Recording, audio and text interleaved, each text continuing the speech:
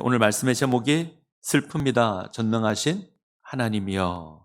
제목이 조금 특이합니다. 이 의미를 잘 확인할 수 있기를 바랍니다. 복습을 잠깐 하면 사람의 제일 되는 목적이 무엇이죠?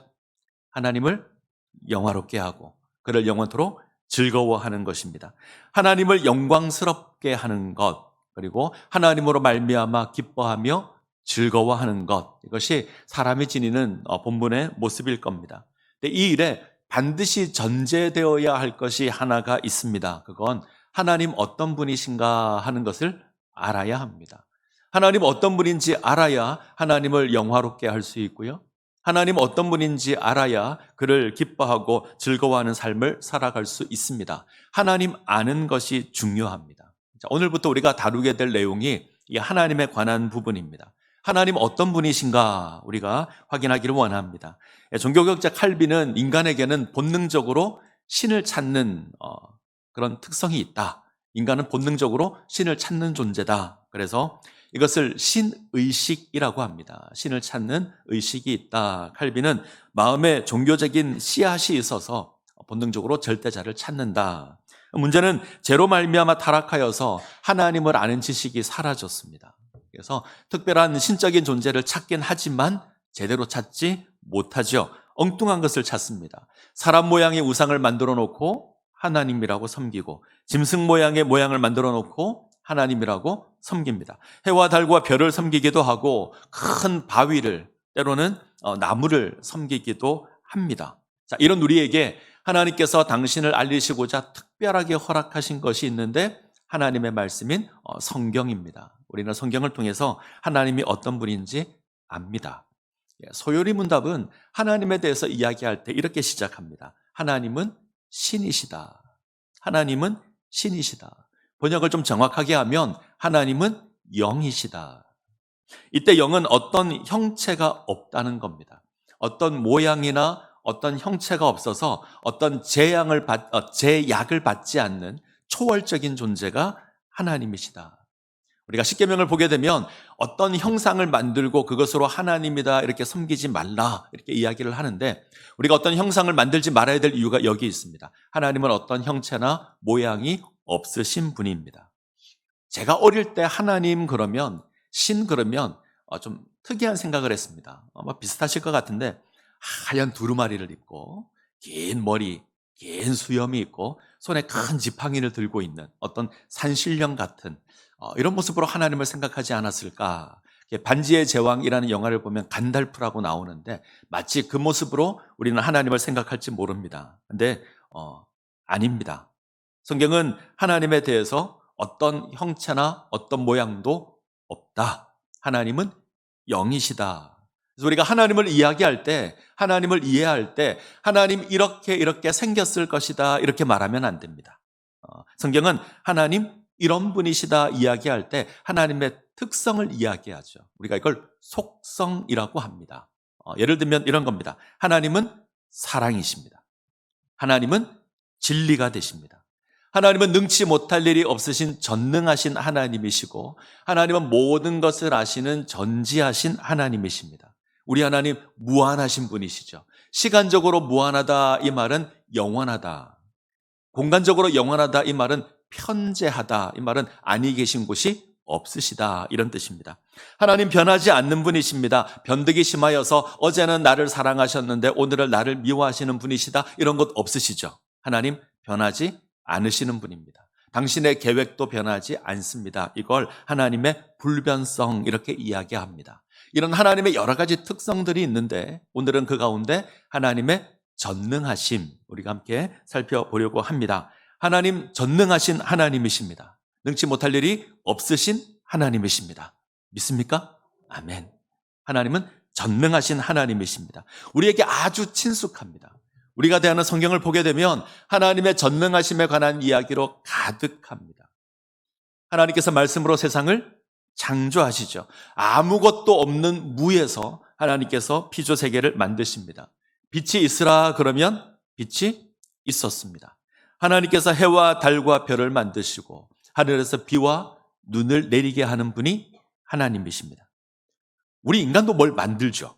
우리 인간도 정말 특별한 것 같습니다. 스마트폰을 만들기도 하고 하늘을 나는 비행기를 만들기도 하고 이제는 우주도 갈 수 있는 것이 인간입니다. 생명을 복제할 수도 있습니다. 이걸 보면 정말 대단하다. 인간의 창조도 대단하지만 하나님의 창조와 비교하면 이건 본질적으로 다른 겁니다. 미래에 어떤 일이 일어날지 예상이 안 되지만 2154년 어느 날 지구 과학자들이 모여서 회의를 한다고 합니다.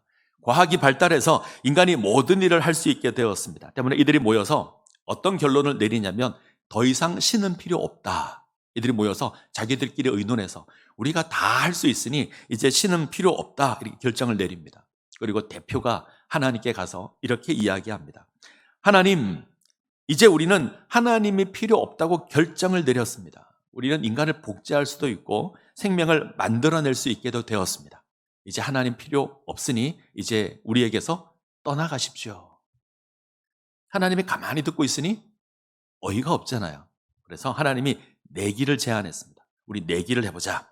그 내기는 사람을 만드는 겁니다. 자, 너희가 사람을 한번 만들어 봐. 그럼 내가 인정해 줄게.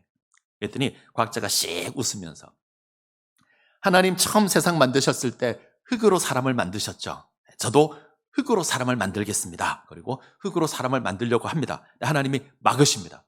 그러면 안 되지. 내 흙 말고 네 흙으로 만들어. 그러시더랍니다. 무슨 의미인지 아시죠? 아무리 과학이 발달해도 그래서 모든 것을 할 수 있다고 해도 아무것도 없는 것에서 만들 능력은 인간에게 없습니다. 그건 하나님의 능력입니다. 하나님께서는 아무것도 없는 것에서 모든 것을 만들 수 있는 창조의 하나님이십니다. 이 하나님께서 세상에 비를 내려서 심판할 수 있습니다. 여호와께 능치 못할 일이 없겠느냐, 이 고백을 경수가 끊어진 90세 여인을 향해서 할 수 있는 분이 하나님이십니다. 남자를 알지 못하는 처녀를 향해서 네가 아이를 낳을 거다 이야기할 수 있는 분이 하나님이십니다. 바다를 갈라서 마른 땅을 걷게 하시는 분이 하나님이시고요. 먹을 것 없고 마실 것 없는 그 광야에서 40년을 거닐게 하시는 분이 하나님이십니다. 그런데 부족한 것이 없었습니다. 바짝 마른 뼈인데 큰 군대를 이룰 수 있는 분이 하나님이십니다. 우리 하나님, 능력의 하나님, 전능하신 하나님이십니다. 성경은 이 이야기로 가득합니다. 자, 기억하셨으면 좋겠습니다. 우리 하나님, 능력의 하나님이십니다. 능치 못할 일이 없으신 하나님이십니다.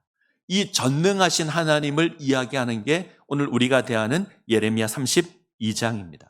자, 오늘 본문은 좀 낯선 본문이라 시대적인 배경을 이해하는 것이 필요한데 때는 유다 왕 시드기야 10년째입니다. 시드기야 10년이면 유다의 가장 마지막 왕입니다. 그리고 바벨론 느부갓네살 왕이 통치한 지 18년째가 되던 해입니다. BC 587년 예루살렘이 함락되기 1년 전, 유다가 망하기 직전입니다. 느부갓네살 왕이 이끄는 바벨론 군대가 지금 예루살렘을 에워쌌습니다. 함락시키기 직전입니다. 너무나 다급하고 너무나 위급한 상황에서 시드기야 왕이 선지자들을 부릅니다. 기도해 주십시오. 우리를 위해서 기도해 주십시오. 당연히 그렇게 할 겁니다. 많은 선지자들이 와서 기도하고 예언합니다. 자, 거짓 선지자들은 늘 그렇듯이 언제나 그럴듯한 말로 왕을 안심시킵니다. 이들은 이렇게 예언합니다. 보라, 하나님의 성전이라, 하나님의 성전이라, 하나님의 성전이라. 저 하나님의 성전이 우리와 함께 있지 않느냐? 우리는 안 망한다. 다윗의 언약이 우리와 함께 있지 않느냐? 우리가 망하지 않는다. 저 바벨론이 심판을 받을 것이고 저 바벨론이 망할 거다. 우리는 안전하다. 거짓 선지자들의 예언입니다. 하나님의 임재의 상징인 성전이 예루살렘에 있다. 우리가 안 망한다. 다윗의 왕조가 영원할 거라고 약속한 그 약속, 그 언약이 우리와 함께하지 않느냐? 우리가 안 망한다. 그런데 반대로 예언하는 선지자가 있습니다. 누구죠? 예레미야입니다. 예레미야는 망한다고 합니다. 바벨론이 예루살렘을 삼킬 것이다. 유다가 망할 거고 예루살렘이 무너질 거고 하나님의 성전이 무너질 거다. 모든 백성들이 포로로 잡혀갈 거다. 이에 시드기야 왕이 화를 내고 예레미야를 성의 시위대들에 가두어 버립니다. 성경을 보면 구덩이에 던져지는 일도 있습니다. 많은 사람들이 예레미야를 죽이려고 합니다. 예레미야는 얼마나 속이 상할까요? 하나님의 말씀을 전하는데 안 듣습니다. 귀를 막아버립니다. 도리어 자신이 고통을 당합니다. 시위대 뜰에 갇혀 있는데 좀 흥미로운 일이 하나 발생합니다. 우리가 읽은 본문 앞을 보시면 예레미야의 친족 중 하나가 예레미야를 찾아옵니다. 이름이 하나멜입니다. 근데 위로하러 온 것이 아니죠. 면회를 하러 왔는데 하러 온 것이 아닙니다. 자기 땅을 팔겠다고 옵니다. 지금 갇혀 있는 예레미야에게 땅을 팔려고 합니다. 이스라엘에게는 이 고엘 제도라는 게 있습니다. 누군가 어려움에 처하면, 억울한 일을 당하면 가까운 친족이 도와줄 수 있는데 이걸 고엘이라 그럽니다. 이 사람이 가난하여서 땅을 팔게 되면 그 땅을 사주기도 하고, 빚을 지게 되면 빚을 대신 갚아주기도 하고, 누군가 해를 끼치면 가서 복수해 주기도 하고, 이걸 고엘이라고 합니다. 지금 이 하나멜이 이 고엘 제도를 이용해서 자기 기업을 처분하려고 합니다. 그래서 예레미야를 찾아왔습니다. 네가 내 밭을 사라. 이 사람의 형편이 좋지 못해서 이렇게 얘기할 수도 있는데 사실은 얄팍한 속임수로 이 땅을 팔아서 이익을 취하려고 합니다. 지금 예루살렘은 바벨론 군대에 포위되어 있습니다. 절박한 상황이고 이스라엘 전체가 폐허가 되었습니다. 예루살렘만 남았습니다. 나머지 땅이 바벨론에 다 점령되었습니다. 이 팔려고 하는 땅이 아나돗인데 한 4.5km 정도 떨어져 있습니다. 이미 바벨론 군대에 함락되었고 황폐화되었을 겁니다. 곡식이 있다고 해도 거두지 못할 겁니다. 바벨론이 약탈할 겁니다. 많은 학자들은 바벨론 군대가 이 아나돗의 주둔에 있다라고 이야기합니다. 그러면 어떤 거죠? 이미 황폐하고 이미 약탈당했고 이미 바벨론에 점령된 땅, 아무런 쓸모 없는 땅, 아무 열매도 거둘 수 없는 땅. 지금 예레미야는 유다가 망한다고 예언했습니다. 유다가 망하면 어떻게 되죠? 이 땅은 빼앗길 겁니다. 아무 소용 없을 겁니다. 그런데 지금 와서 이 땅을 사라는 거죠. 터무니없는 거래를 하는 겁니다. 더군다나 지금 갇혀 있습니다. 생사를 알 수 없습니다. 왕이 분노해서 예레미야를 가두었고 많은 사람들이 예레미야를 미워해서 죽이려고 합니다. 예레미야에게는 가족이 없습니다. 아내도 없고 자녀도 없습니다. 이 상황에서 밭을 샀는데 죽으면 가장 가까운 친족이 그 밭을 소유할 수 있습니다. 만약 예레미야가 죽으면 누가 소유하게 될까요? 지금 팔겠다고 온 하나멜이 소유하는 겁니다. 아주 고약한 인간이죠. 지금 땅을 사는 건 미련한 것이고 어리석은 겁니다. 아마 이 하나멜은 예레미야가 선지자라고 하는 약점을 잡아서 이 거래를 요구하는 겁니다. 네가 하나님의 말씀을 전하는 선지자 아니냐? 하나님의 계명을 지키는 선지자 아니냐? 봐라, 율법에 누군가 어려움을 처하면 물어주라고 하지 않았느냐? 네가 땅을 샀으면 좋겠다. 이건 조롱하는 거죠. 비웃는 겁니다. 그런데 하나님이 사라고 합니다. 하나님께서 기업을 물으라고 합니다. 사지 않는 것이 정상인데, 기업을 물러주지 않는 것이 정상인데 사라고 합니다. 누가 봐도 손해를 보는 일인데, 누가 봐도 터무니없는 일인데, 나라가 망하는데 땅이 무슨 소용이 있습니까? 근데 하나님이 사라고 합니다. 그래서 예레미야가 은을 주고 그 밭을 삽니다. 자, 하나님이 왜 이렇게 하라고 하셨을까? 아무리 생각해도 이익이 아닙니다. 어리석고 미련한 겁니다. 그런데 하나님이 사라고 하십니다. 예레미야도 이해가 잘 안 됩니다.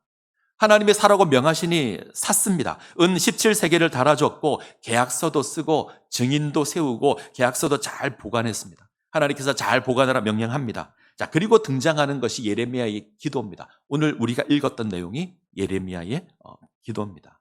자, 17절을 한번 볼까요? 17절 같이 읽습니다. 슬프도소이다 주 여호와여, 주께서 큰 능력과 표신 팔로 천지를 지으셨사오니 주에게는 할 수 없는 일이 없으시니이다.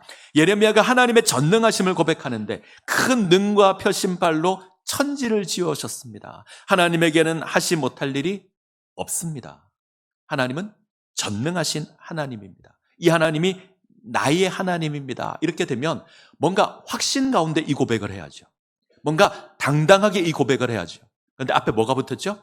슬프도소이다.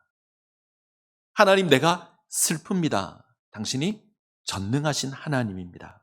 하나님, 제가 슬픕니다. 하나님께서 전능하신 하나님이어서 제가 슬픕니다. 이런 의미입니다.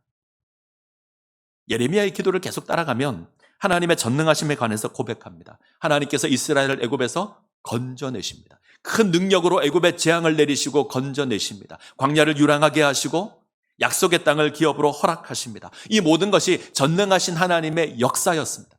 근데 이스라엘이 이 전능한 하나님을 거역합니다.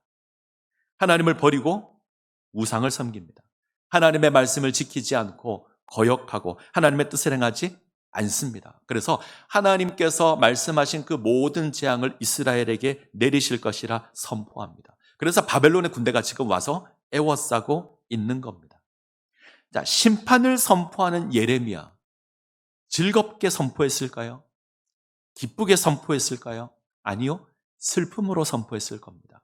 예레미야의 별명이 눈물의 선지자입니다. 이스라엘이 망하는 것이, 이스라엘이 패망하는 것이, 하나님의 심판을 받는 것이 너무나 슬픕니다. 근데 하나님의 뜻이어서 증거하는 겁니다.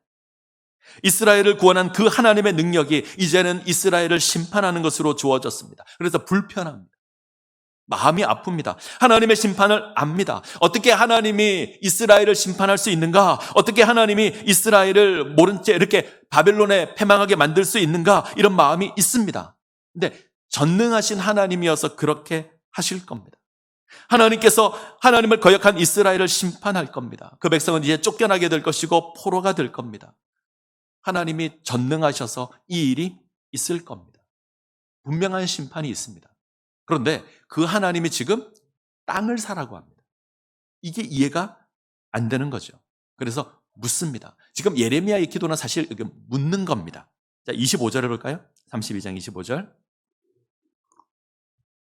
색깔 있는 펜이 있으시면 표해 놓으시기 바랍니다. 32장 25절 같이 읽습니다. 주 여호와여, 주께서 내게 은으로 밭을 사며 증인으로 세우라 하셨으나 이 성은 갈대아인의 손에 넘기신 바 되었나이다. 제가 다시 한번 읽겠습니다. 주 여호와여, 주께서 내게 은으로 밭을 사며 증인을 세우라 하셨으나 이 성은 갈대아인의 손에 넘기신 바 되었나이다. 우리가 가진 개역개정은 번역이 조금 약합니다. 새 번역이 좀 적절한데 이렇게 되어 있습니다. 주 하나님, 어찌하여 주님께서 이 도성이 이미 바벨론 군대 손에 들어가게 하셨는데 저더러 돈을 주고 밭을 사며 증인을 세우라고 하십니까? 다시 한번요. 하나님, 지금 예루살렘 도성이 바벨론 군대로 말미암아 포위되었고 저들 손에 넘어갈 텐데 어찌하여 저더러 돈을 주고, 저에게 돈을 주고 밭을 사고 증인을 세우라고 하십니까? 어찌하여 나라가 망하는데 밭을 사라고 하십니까? 지금 바벨론의 군대가 예루살렘을 애워싸고 있습니다. 어찌하여 밭을 사라고 하십니까? 이거 물으려고 기도하고 있는 겁니다.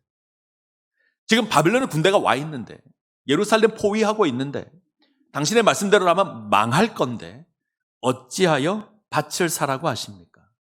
터무니없는 거래잖아요. 누가 보아도 손해를 보는 거래입니다. 나라가 망하는데 땅이 무슨 소용이 있습니까? 그래서 묻는 겁니다. 어찌하여 이렇게 하십니까? 이 하나님의 대답이 26절 이하에 쭉 나옵니다. 자, 26절, 27절을 보죠. 26절, 27절 같이 읽겠습니다. 그때 여호와의 말씀이 예레미야에게 임하여 이르시되 나는 여호와여 모든 육체의 하나님이라 내게 할 수 없는 일이 있겠느냐. 예레미야가 기도를 시작할 때 전능하신 하나님을 고백했죠. 큰 능력과 표심팔로 천지를 창조하신 하나님, 할 수 없는 일이 없으신 하나님, 이렇게 고백했는데 이제 하나님이 그렇게 대답합니다. 내게 할 수 없는 일이 있겠느냐. 왜 이렇게 말씀하실까? 하나님께서 유다를 심판하실 겁니다. 바벨론이 예루살렘을 점령할 겁니다. 무너뜨릴 겁니다. 하나님의 성전도 무너질 겁니다. 포로로 잡혀가는 일이 있을 겁니다. 하나님께서 그렇게 하실 겁니다. 모든 일을 할 수 있는 하나님께서 그렇게 하실 겁니다. 그런데 끝이 아닙니다. 하나님께서 회복시키실 겁니다. 다시 돌아오게 하실 겁니다. 이 이야기가 36절부터 나옵니다. 하나님께서 다시 돌아오게 하실 겁니다. 그래서 땅을 사라고 합니다. 자, 37절, 38절. 37, 38. 같이 읽겠습니다. 보라, 내가 노여움과 분함과 큰 분노로 그들을 쫓아 보내었던 모든 지방에서 그들을 모아들여 이곳으로 돌아오게 하여 안전히 살게 할 것이라. 그들은 내 백성이 되겠고 나는 그들의 하나님이 될 것이며 포로로 잡혀갔던 모든 곳에서 돌아오게 하실 겁니다. 그리고 안전하게 살게 하실 겁니다. 그때가 되면 이스라엘은 하나님의 백성이 되고 하나님은 그들의 하나님이 될 겁니다. 그때가 되면 다시 땅을 사고 파는 일이 있을 겁니다. 일상이 회복된다라는 말입니다. 자, 전쟁이 일어나면 모든 것 다 빼앗길 겁니다. 다 빼앗기게 되고 가지고 있는 것 모든 것 사라질 겁니다. 사실 땅을 팔았다고 해도 그 재물도 안전하지 않을 겁니다. 전쟁이 일어나면 사람들이 어떻게 했냐면 밭이나 산에 보물들을 숨겨놓고 도망을 갔습니다. 그리고 전쟁이 끝나면 돌아와서 그것을 찾았는데 신약에 보면 밭에 감춘 보화 비유가 있죠. 이 비유에서 보화는 이 전쟁이 났을 때 숨겨두고 간 사람의 겁니다. 그런데 아마 그 사람이 잘못된 것 같아요. 못 돌아온 거죠. 자, 그런 일이 있습니다. 자, 전쟁이 나게 되면 땅도 의미가 없지만 사실 재산이 다 의미가 없습니다. 그런데 돌아온다면 어떻게 될까요? 돌아온다면 내가 금이 있었는데 금을 빼앗겼습니다. 돌아오면 금은 돌려줄까요? 안 돌려줄 겁니다. 네. 그럼에도 불구하고 돌아왔을 때 회복되는 게 하나 있습니다. 땅입니다. 땅은 어디 안 갑니다. 그죠? 땅은 그대로 있습니다. 나라를 빼앗겼을 때 땅은 빼앗길지 모르지만 나라가 회복된다면 땅도 회복이 될 겁니다. 그러면 땅이 있는 게 훨씬 더 유익할 겁니다. 하나님은 다시 돌아오게 하겠다. 그러기에 땅을 사라고 하는 겁니다. 자, 44절 볼까요? 44절 같이 읽습니다. 베냐민 땅과 예루살렘 사방과 유다 성읍들과 산지의 성읍들과 저지대 성읍들과 네겝의 성읍들에 있는 밭을 은으로 사고 증서를 기록하여 봉인하고 증인을 세우리니 이는 내가 그들의 포로를 돌아오게 함이니라. 여호와의 말씀이니라. 하나님께서 땅을 사서 봉인해 놓으라 합니다. 왜냐하면 돌아올 때가 있기 때문입니다. 다시 돌아오게 되면 땅을 사고 팔게 될 겁니다. 일상이 회복될 겁니다. 다시 회복되는 역사가 있습니다. 이 일을 누가 하시죠? 하나님께서 하십니다. 큰 능력과 표심팔로 세상을 창조하신 하나님께서 이렇게 하십니다. 할 수 없는 일이 없으신 모든 것을 할 수 있는 그 하나님께서 이 일을 하실 겁니다. 전능하신 하나님께서 하실 겁니다. 비록 망해서 포로로 잡혀가게 하시겠지만 때가 되면 다시 돌아오게 하실 겁니다. 다시 일상이 회복될 겁니다. 전능하신 하나님이시기에 이렇게 할 겁니다. 자, 주목해야 될 게 하나 있습니다. 성경이 하나님의 능력을 이야기할 때, 전능하신 하나님을 이야기할 때 언제나 하나님의 구원과 관계되어서 합니다. 하나님의 놀라운 계획과 특별히 구원 계획과 관련해서 하나님의 전능하심을 이야기를 합니다. 우리를 구원하시는데 하나님의 전능하심이 동원되는 겁니다. 하나님이 전능하셔서 우리를 구원할 수 있습니다. 자, 조금 어려운 이야기를 할 텐데 지금 예레미야가 하나님을 향해서 어찌하여 라고 물었습니다. 나라가 망할 건데 땅을 빼앗길 건데 어찌하여 땅을 사라고 하십니까? 물었습니다. 오늘 우리가 대하는 성경을 보면 어찌하여라고 묻는 사람이 하나 더 있습니다. 자, 32장 앞쪽을 가볼까요? 자, 3절부터 5절을 보시죠. 우리 성경에 3절부터 5절이 구분이 안 돼 있습니다. 3절에서 5절 맨 끝부분을 보시면 3절에서 5절 맨 끝부절 이렇게 돼 있죠. 유다 왕 시드기야가 이르되 네가 어찌하여 이같이 예언하였느냐 하고 그를 가두었음이라. 누가 어찌하여라고 묻죠? 시드기야. 유다 왕 시드기야가 예레미야를 향해서 네가 어찌하여 이렇게 예언하느냐라고 묻습니다. 너는 어찌하여 유다가 망한다고 예언하느냐? 어떻게 유다가 망할 수 있느냐? 시드기야는 그럴 수 없다고 생각하는 거예요. 시드기야 왕은 망할 수 없다고 고백합니다. 왜죠? 하나님이 세운 나라잖아요. 하나님이 세운 유다가 망할 수 없다. 하나님께서 전능하신 하나님인데 우리가 왜 망해? 이게 시드기야가 가지고 있는 생각입니다. 시드기야가 이해하고 있는 하나님의 전능하심입니다. 하나님은 절대 유다를 버리지 않으신다. 하나님의 성전이 있고 다윗의 언약이 있고 하나님이 전능하신데 왜 유다가 망하느냐? 하나님 전능하시니 바벨론이 망할 거다. 우리가 안 망할 거다. 하나님 우리를 지키시고 구원하실 거다. 하나님의 전능하심을 이렇게 이해합니다. 이게 시드기야가 이해하고 있는 전능하심입니다. 이스라엘의 하나님이 전능하신데 바벨론에 질 수 없다는 거죠. 그래서 어찌하여, 자, 예레미야도 묻습니다. 어찌하여. 근데 예레미야는 물음이 다르죠. 어찌하여 밭을 사게 하십니까? 예레미야는 하나님이 유다를 심판할 것 압니다. 왜요? 전능하신 하나님이셔서 심판할 수 있는 겁니다. 할 수 없는 일이 없으시기에 심판할 수 있는 겁니다. 그런데 땅을 사라는 게 이해가 잘 안 됩니다. 심판하실 건데 땅을 사라고 하니 이해가 잘 안 됩니다. 그래서 어찌하여라고 묻습니다. 같은 어찌하여인데 의미가 좀 다르죠. 하나는 분노해서, 화가 나서, 예레미야가 이해가 되지 않아서 왜 유다가 망하느냐? 하나님은 전능하셔서 우리가 안 망한다 시드기야합니다. 자기 생각에 하나님을 가두었습니다. 자기 생각으로 하나님의 전능하심을 이해를 했습니다. 그래서 내리는 결론이 하나님 전능하셔서 우리가 망할 수 없답니다. 근데 또 다른 한 사람은 하나님을 찬양하면서 묻습니다. 하나님께서 행하실 일을 압니다. 하나님께서 유다를 망하게 할 것도 압니다. 그런데 이해가 안 되는 게 있습니다. 왜 땅을 사라 그러시지? 그래서 묻는 겁니다. 어찌하여 땅을 사라고 하십니까? 시드기야가 묻습니다. 어찌하여 유다가 망한다고 하느냐? 이 물음의 답은 죄를 지어서입니다. 유다가 죄를 지어서, 하나님을 거역해서, 하나님을 섬기지 않아서 죄에 대한 선포입니다. 예레미야가 어찌하여 물은 것에 대한 답은 하나님의 은혜입니다. 심판하겠지만 다시 돌아오게 하실 것이기에, 다시 회복시켜 주실 것이기에 그 은혜가 하나님의 답입니다. 우리가 하나님의 전능하심을 기억할 때 주의할 것이 있습니다. 하나님의 전능하신 모든 것이 가능하다. 모든 것을 할 수 있다. 그래서 내가 원하는 모든 것을 이루어 주실 거다. 우리는 이렇게 생각할 때가 많습니다. 마치 시드기야처럼 생각하는 겁니다. 분명 하나님 능치 못할 일이 없으신 하나님이십니다. 천지를 창조하신 모든 것을 할 수 있는 하나님이십니다. 근데 이것이 나를 위해서 뭐든지 해주실 것으로 생각하시면 안 됩니다. 우리에게 죄가 있고 우리에게 문제가 있지만 하나님 다 괜찮다고 하실 거다. 내가 나쁜 길로 가지만 하나님 나를 다 지켜주실 거다. 하나님 내가 바라는 거 뭐든지 다 이루어 주실 거다. 그렇게 생각하지 말라는 겁니다.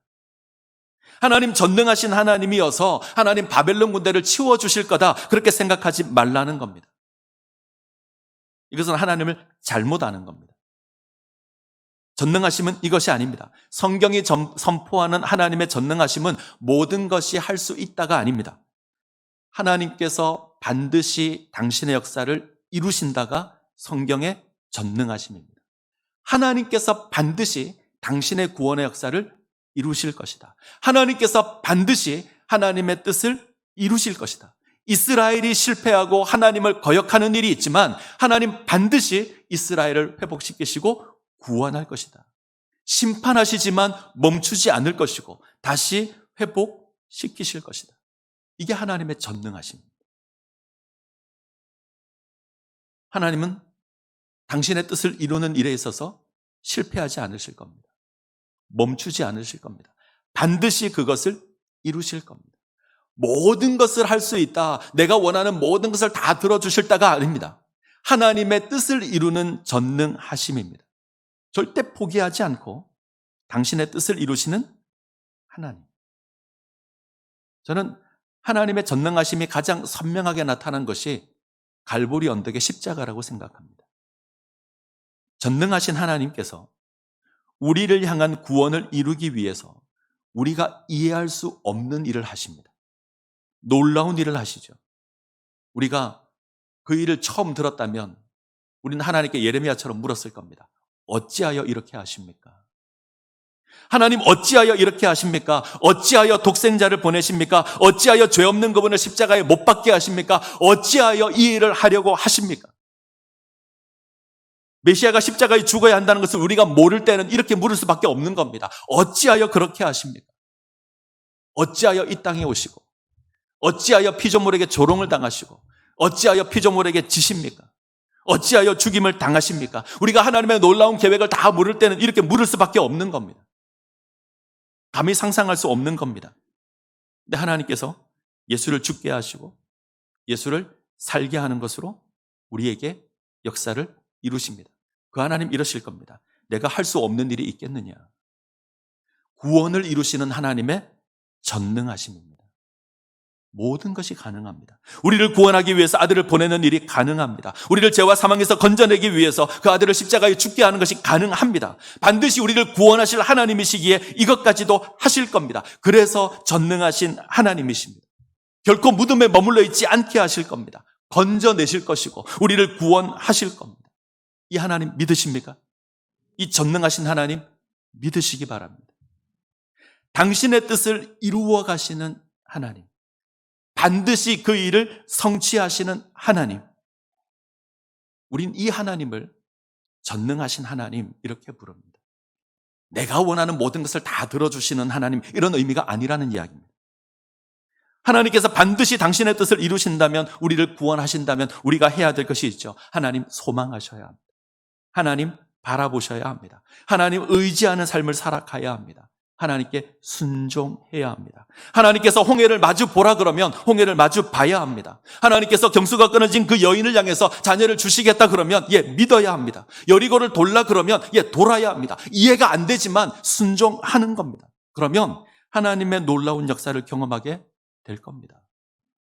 하나님의 기업을 물으라 그러면 물어야 합니다. 나라가 망하는데 땅을 빼앗길 건데 그 땅을 사라 그러면 이해가 안 되지만 사야 합니다. 터무니없는 거래인데 해야 합니다. 당장은 손해이고 당장은 미련한 것이고 사람들이 어리석다 손가락할 것이고 한마디로 해서는 안 될 일을 하는 겁니다. 손해보는 일을 우리가 왜 합니까? 그런데 해야 합니다. 이유는 하나님 전능하신 하나님이시기에, 우리가 할 수 없는 일을 그분이 하시기에, 그분이 반드시 우리의 구원을 이룰 것이기에, 우리를 회복시키실 것이기에, 이 소망이 우리에게 있기에 그렇게 하는 겁니다. 믿음은 바라는 것들의 실상이요 보이지 않는 것들의 증거니. 우리 믿음은 바라는 것을 누리는 것이고요, 보지 못하는 것을 증거하는 삶을 사는 겁니다. 근데 세상 사람들은 우리가 보는 것 못 보고요, 우리가 누리는 것 못 누립니다. 왜? 그들은 보지 못하고 알지 못하니까요. 근데 우리는 압니다. 우리는 봅니다. 그것을 하나님께서 반드시 이루신다는 것 우리가 압니다. 그는 전능하신 하나님이시거든요. 그러면 다르게 살아야죠. 그러면 다르게 살아야 합니다. 예수 그리스도의 복음을 붙드셔야 합니다. 우리는 예수 그리스도의 복음을 통해서 바라고 누리는 삶을 삽니다. 그러기에 이 복음 붙드셔야 합니다. 이 마지막 때에, 이 고통하는 때에 예수 그리스도의 복음을 붙드는 겁니다. 그게 세상 사람들이 볼 때는 얼마나 미련한 것인지 모릅니다. 세상이 망할 건데 그거 왜 하느냐? 세상 사람들 우리를 비웃고요, 우리를 무시할 겁니다. 근데 하나님 사라 그럽니다. 구하라고 합니다. 기업을 물으라고 합니다. 예수 그리스도의 복음을 붙들라는 겁니다. 우리 하나님 전능하신 하나님이시기, 당신의 뜻을 이루시는 하나님이시기 때문에 그가 반드시 우리를 하나님의 영광 가운데, 하나님의 그 영광스러운 나라 가운데 세우실 겁니다. 그러기에 우리가 기업을 물고 예수 그리스도의 복음을 붙드는 겁니다. 복음의 소망에서 흔들리지 않는 겁니다. 이 전능하신 하나님 기억하시고 이 구원을 누리시는 주의 백성들 되시기를 간절히 소원합니다. 기도하시겠습니다.